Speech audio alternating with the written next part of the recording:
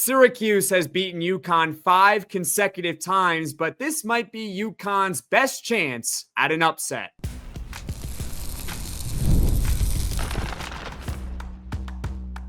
You are Locked On UConn, your daily podcast on the UConn Huskies, part of the Locked On Podcast Network, your team every day.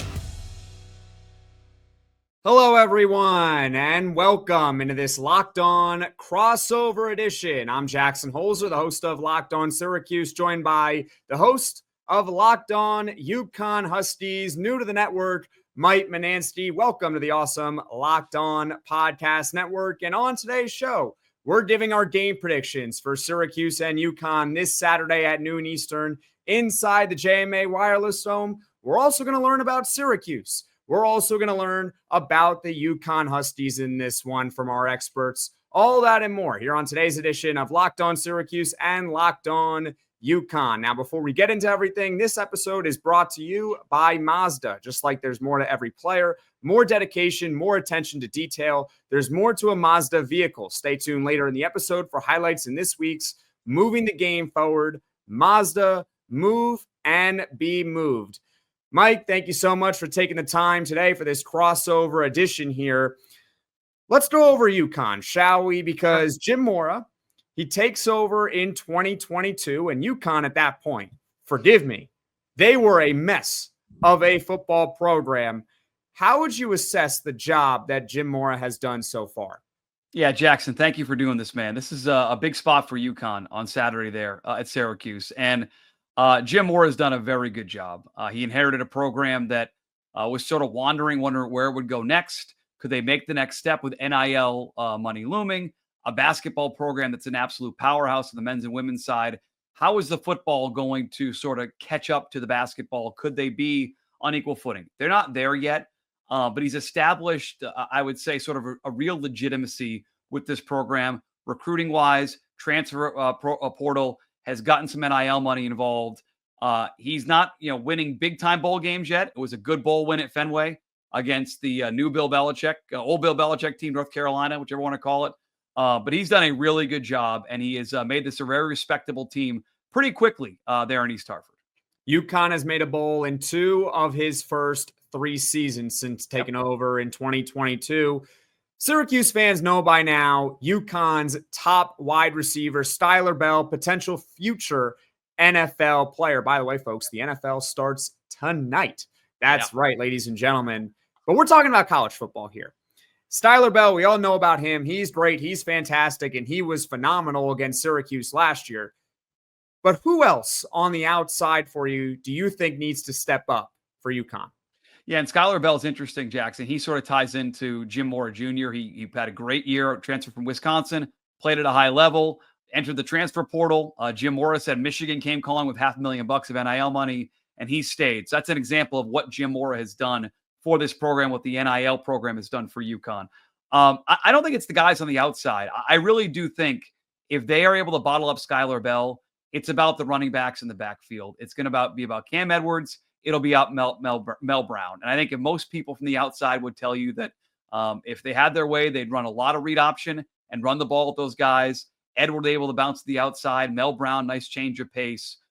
Those were guys that had huge games. Only 6 carries for Cam Edwards. He averaged almost 20 yards a carry against Central in that opener. Brown can hit with that change of pace. I think those 2 guys are very important. And one guy I'll keep an eye out on in this game, a guy by the name of Terrence Smith, a young wide receiver for UConn. He actually had an 81-yard touchdown run, got called back of a holding, only got credit for a 7-yard play. Being there in East Hartford, it was explosive. He looked as fast as Skyler Bell has looked this year. So I think if Bell is bottled up by the Syracuse defense, look for the running backs and don't be shocked that they try to get the ball to Terrence Smith at some point. He's an explosive playmaker in the waiting for this UConn team. Got it. Now, switching gears to the defensive side of the ball. Now, it's unfortunate for UConn that defensive back McLean, he will not play Saturday. He is arguably UConn's top defensive back. How big of a loss is this for UConn? And a follow-up after will be, how do they plan on replacing him? Yeah, I'm not sure they can in the short term. He's such an impact player as a sophomore for this team. This is the one area where UConn this is the mismatch, I think, in this game on Saturday. They only have a couple of guys over 300 pounds on that defensive line. One guy, in fact, over 300 pounds. Kind of a small defense. They've tried to go to this 3-3-5 defensive scheme.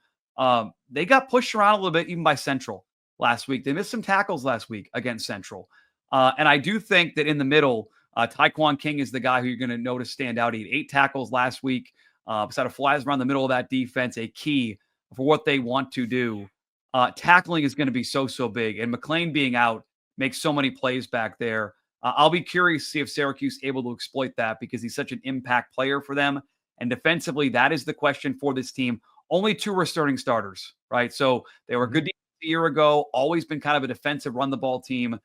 I won't say doing it on a fly, but there's a lot of new faces, man. And I think if Syracuse is able to make plays, it'll be on the offensive side because this defense, little undersized, and they struggle tackling in week 1.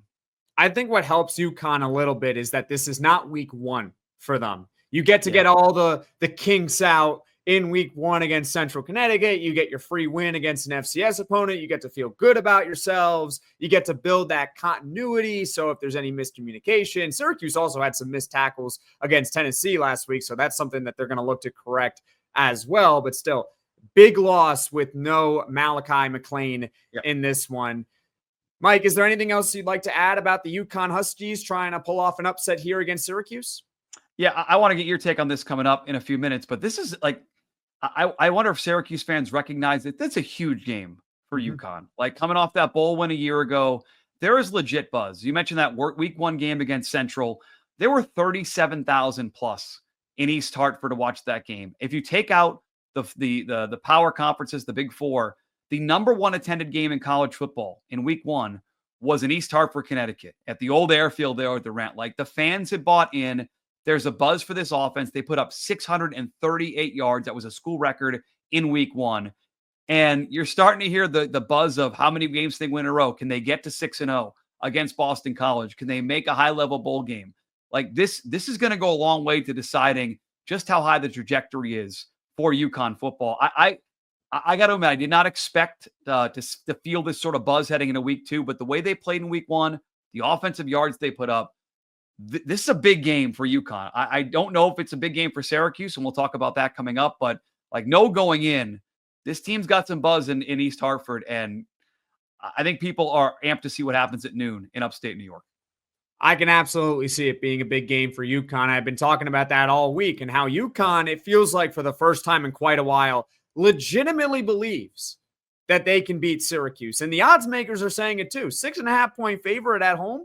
I mean, you play that at a neutral site, it's a field goal spread. Well, you play that at UConn, add this into it. UConn's the game started 8.5 or 9. And so the when the money has come in, and our friends at FanDuel track this all week, the money has come in, and it's come in heavy on UConn. People are betting UConn and taking the points. They're a chic underdog pick this week to go on the road and win this game. Well, this used to be, no offense, a circled win for Syracuse on the schedule.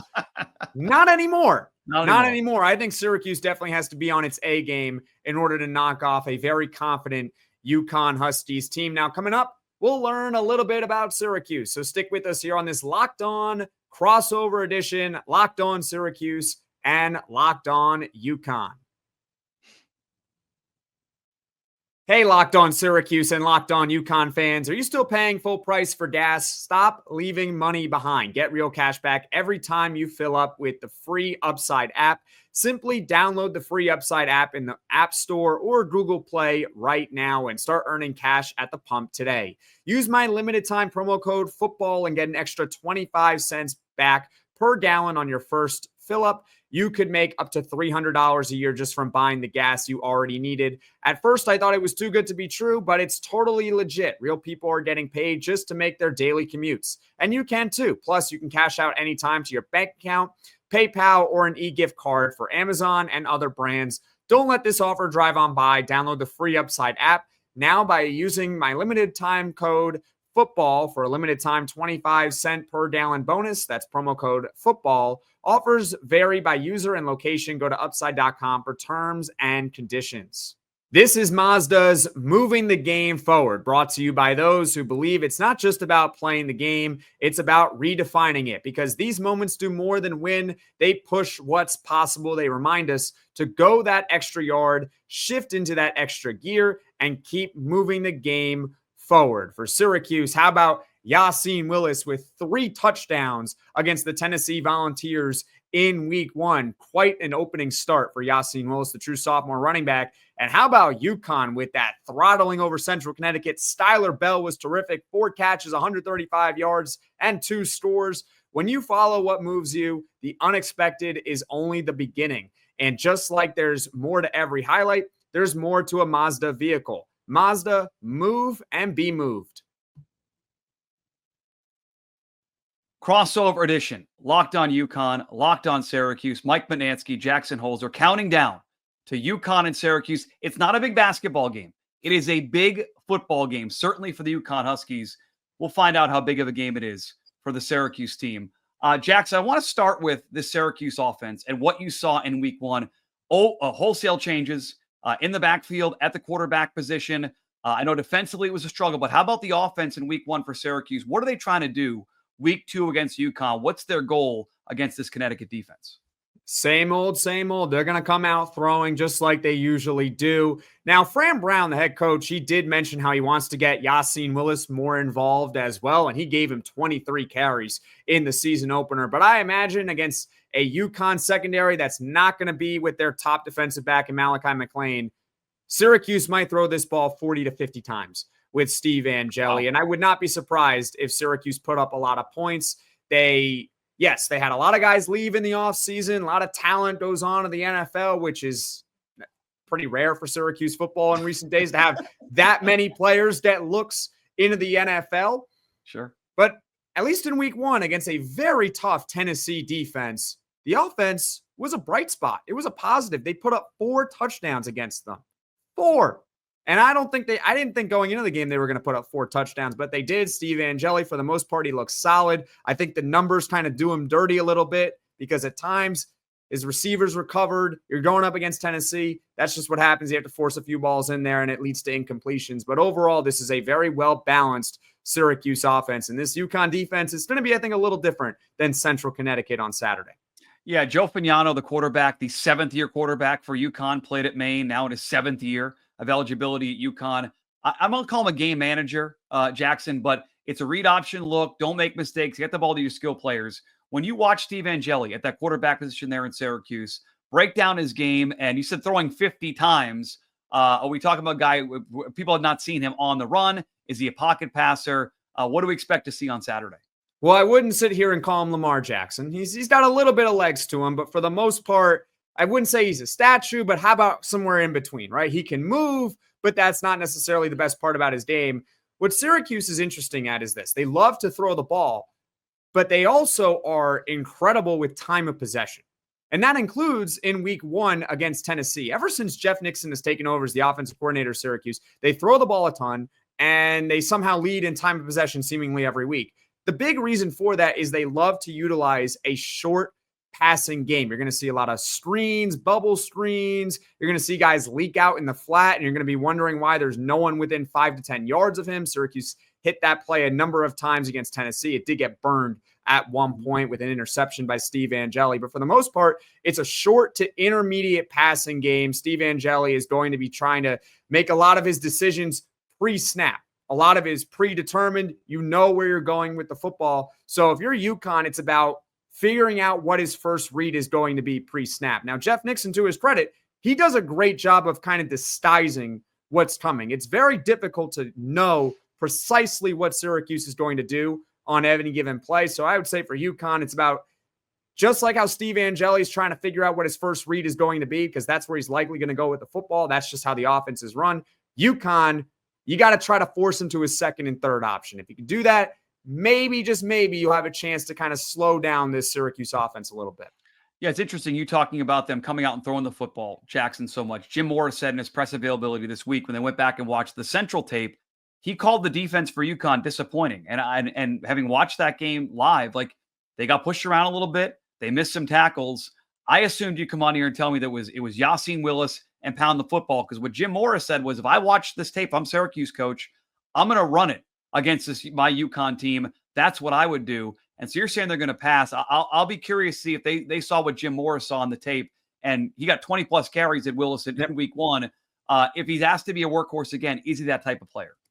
He absolutely is. And when I say I think Syracuse is going to come out throwing, that's not necessarily what I want them to do. It's just what I think they're going to do. That's pretty much what they have been since Jeff Nixon has taken over. And I'm not going to sit here and criticize him because Syracuse last year was one of the top offenses in the country. I think they're going to be a very good offense again in 2025, even with all the new personnel out here. But absolutely, the default play has got to be go attack the line of scrimmage. Against Tennessee, Syracuse was not going to win the line of scrimmage on either side of the ball against them. It's Tennessee. They're big, they're mean, they're physical, they're experienced. But UConn? You got to be able to handle UConn at the line of scrimmage at least somewhat, at least better than what they showed against Tennessee. So by default, I would say, run the ball. Run the ball until they make you stop, until they stop. Because Yasin Willis is a big physical running back, and he is shiftier than he was last year. Defensively last year, Syracuse was 91st in some defensive metrics in terms of yards, 91st in scoring per game defensively, in the hundreds in terms of yards allowed per game. I heard you talk about this earlier this week on your show. Missed tackles again were an issue against Tennessee. Is clear to say this defense right now is the big question mark for Syracuse football? 110%, whatever you want to call it. It's above 100% with this defense. I have full faith in the offense that they're going to be able to put up points. They're going to give your team a chance to win. They might not be able to put up 50 or 40, but they're going to probably give you 30 to 35 at minimum when they're playing against a team that's not Tennessee. The offense is fine, and special teams was the big weakness last year, even bigger than the defense. No special teams miscues in week 1 against Tennessee. That was good. They have a new special teams coordinator, all good. Yeah, defense is a big concern. Tackling is definitely a big concern, but Mike, it's not just about the missed tackles. Derek McDonald, the linebacker of Syracuse, he said it's about essentially the impact of the missed tackles. It's not having enough guys swarm the ball carrier, where if one player misses a tackle, it goes from a 2-yard play to a 70-yard play. Missed tackles are going to happen. If it's in midfield and a 2-yard play becomes a 4-yard play because, your defensive lineman missed a tackle, but now your linebacker comes in to make it, you can live with that occasionally. This is football. Those guys on the other, we used to say in college that, they're Division I athletes, but now I'm going to sit here and say they get paid too. They get paid to break tackles, right? Cam Edwards and Mel Brown, they're out there to try to break tackles. They're not playing to get tackled right away, right? But we even saw last year when these two teams played. Cam Edwards on a 4th and 1 at his own 29 gets the ball. He has the first down. Okay, he's going to get it. Fine, whatever. Syracuse can't get the stop and pretty much put the nail in the coffin early in that game. But then he spins away. It's a 71-yard touchdown. Yeah.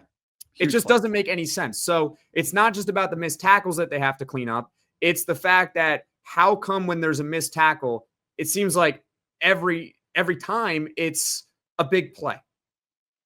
So I think this is a big game for UConn fans. They're excited for this game. There's some positive momentum. Take me inside the head of the Syracuse fan into this game. You lose week 1, but offensively make some plays. How does Syracuse fan feel heading into this one Saturday at noon? I think the casual Syracuse fan may not understand how much of an improved UConn program this is. And that's what I've been trying to say throughout the entire week, which is that this is no longer a circled win. Like Syracuse, you have to take this team seriously. If you don't take them seriously, you will lose. They will walk into the JMA Wireless Dome confident and they will beat you.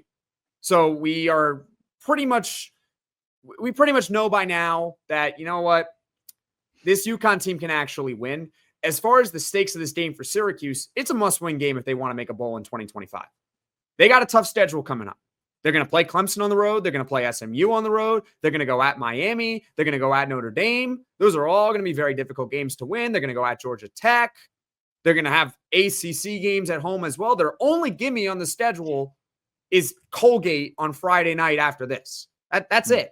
Every other game is technically losable. So if you're Syracuse and you're trying to find a path to how they can get to 6-6, maybe even more than that, 7-5, 8-4, whatever you want to say about them, you got to beat UConn at home. So this is absolutely a must-win game for Syracuse football. I'm pumped. UConn fans and Syracuse fans do not like each other. UConn feels good about the program. It's a must-win for the Qs if they want to be a bowl team. This should be a fun one Saturday at noon.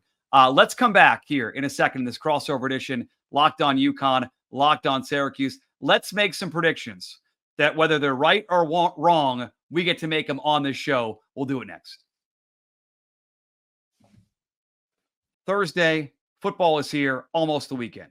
Time to look back and crown this week's MVP on who delivered, powered by DoorDash. Just like you can win every Saturday with DoorDash Streaks, saving more every time you order, these players deliver when it mattered the most. Let's break it down. For UConn, pretty simple. Skyler Bell, 4 catches, 135 yards, 2 touchdowns, 80 yards out, 12 yards out. He was awesome.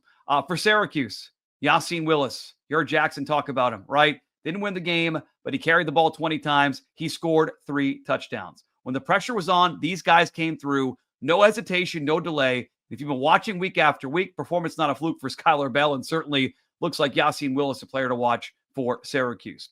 And just like Bell and Willis, they delivered for UConn and Syracuse. DoorDash delivers your Saturdays. With DoorDash Streaks, you save every Saturday you order. Stack it up all season. You could save up to $250, including $100 in DoorDash credits. Order this Saturday. Keep the streak alive. Fuel your game day only with DoorDash. Terms apply. Promo period through November 18th. Locked on crossover edition. Locked on Syracuse, Locked on UConn. I'm Jackson Holzer. That's Mike Manansky, the host of Locked on UConn. I'm the host of Locked on Syracuse. We've learned about UConn. We've learned about Syracuse. We have laid out the stakes for each team. UConn legitimately having hope in this game for the first time in quite a while against Syracuse. And for Syracuse, they got to win this game if they want to make a bowl in 2025. So, Mike, I'll start with you. What is the biggest key for a UConn upset? Big plays offensively. They've got to make big plays. They did it early and often against Central. They scored from 80 out, 12 yards out, 20 out. They had an 81-yard touchdown that was called back. UConn has explosive playmakers. They have Skyler Bell. They have Cam Edwards. They have Mel Brown. Terrence Smith, a sleeper in this game. I'm not sure that Joe Fagnano and the offense can get the ball matriculated down the field with 10, 12, 14 play drives. If they're going to score under Gordon Samus, offensive coordinator, it has to be through big plays. So if UConn is going to go there and win, they're 6.5-point dog. They've got to make big plays explosively. To me, that is the key in this game because defensively, they're going to give up yards. They're going to give up points. You better be able to match that with explosive plays. If they do that, they can win this game against Syracuse. How about on the Syracuse side, Jackson? What's their key to holding serve at home and, as you said, winning a must-win game against these Huskies? Syracuse is the favorite team. I think Syracuse should go out and win this game against UConn. They have more talent on paper than UConn. But, you know, the best team on paper does not always win. And sometimes the best team on paper loses because they give the other team freebies. So Syracuse, their biggest key to holding serve at home and getting this must-win game, no gifts to UConn. Make UConn beat Syracuse. Don't let Syracuse beat itself. If we have to come on here on Saturday and say, you know what, the UConn Huskies are just a better team than Syracuse, it's going to drive me nuts. It's going to drive me crazy. I'm going to have to tip my cap, though, and say, you know what, so be it. They're better. But my goodness, you do not want to see me. You do not want to tune in if Syracuse is beating itself with dumb penalties, miscommunication on the offensive line, because against Tennessee, the offensive line actually held up when they all understood their assignments. And I'm willing to give them a pass because it was week 1, brand new offensive line, very good Tennessee front out there. But there was a lot of miscommunication as well, which led to free rushers. And I don't care who you're going up against. If you have miscommunication, that's going to lead to free rushers on anyone. And I'm sorry, UConn linebackers, UConn defensive linemen can also sack Steve Angeli. Like that can happen, right? These are Division I football players that are also getting paid. So if you're Syracuse, you cannot give them any gifts. You can't give missed tackles. And if you're going to have missed tackles, limit the impact of them. 2-yard play becomes a 4-yard play. Fine. But no more 2-yard play, negative 4-yard play becomes 47-yard run at the end of the half. That simply cannot happen for Syracuse to win this game against UConn. All right, so when you go on Saturday and recap all things Syracuse and UConn, they're going to play at noon on Saturday there in your building. Give me a prediction. What will you be talking about? What's the final score in this game on Saturday afternoon? I think, honestly, it's going to be similar to Tennessee, where we're going to have a lot of questions still about this defense, because I think that this defense will allow some points to UConn. They did last year against UConn, but the Syracuse offense going up against a little bit lesser of a defense than Tennessee last week, they will be able to outscore their problems on defense. So I am picking Syracuse to win this game, and I think they're going to score 40. So we'll go 42-33. A weird score, but 42-33 inside the dome. I like the way you said that. And actually, it's kind of funny because I was thinking the same thing. Like, if UConn's going to win, they're going to have to outscore like their defense. Like, they're going to have to score enough points because their defense is going to give up. I didn't have that as a higher scoring game because I was factoring in something you had said earlier and something I've noticed with these Syracuse offense. Like, they do have these long drives. And I do think they can, against an undersized defense of UConn, if they want to, they can control the ball a little bit. It's a short week for them. They have Colgate on Friday. I wonder if they can run the football early and establish that run against UConn. They might try to run it more. But I think offensively, UConn can make plays. I think that Gordon Samus, the coordinator, kept something in his back pocket. Skyler Bell didn't play in the second half of that game. I think there's more to this UConn offense. I think they put up a record number of yards in week one, and they might not do that again on the road in Syracuse, but they can do enough offensively to make plays. And I believe in this offense, not as much as you do. You have a high scoring game. It's one of those things where you hear it. I am way off. I have it as a tight one, 30-28. UConn wins the game outright. They certainly, if they don't win, I think they're going to cover the 6.5 points, courtesy of FanDuel. You've seen all week the money come in on UConn. I think it's been smart money to give with the Huskies, but I think just enough offense. Bell and Edwards make just enough plays, and that must-win game for Syracuse is a loss, and they are just sleepwalking into a Colgate game on Friday. I didn't realize it's not going to be a fun Colgate game on Friday for Syracuse if they lose to UConn. The one thing I'll say about your prediction is I would be surprised if Syracuse scored less than 30. So I think in order for UConn to win this game, I think the threshold has to be 35 at minimum, which they can do because I don't really have a lot of confidence. 24 last year. It was a good game last year, 31-24. Exactly. But I don't know. I think it's going to be a little bit more high scoring. I have faith in the Syracuse offense, not as much in the defense, but the offense will be able to outscore their problems. Mike, on the other hand, he's picking an upset with UConn beating Syracuse 30-28 on a last-second field goal. No, Syracuse has the ball late. They're driving with a chance to get there.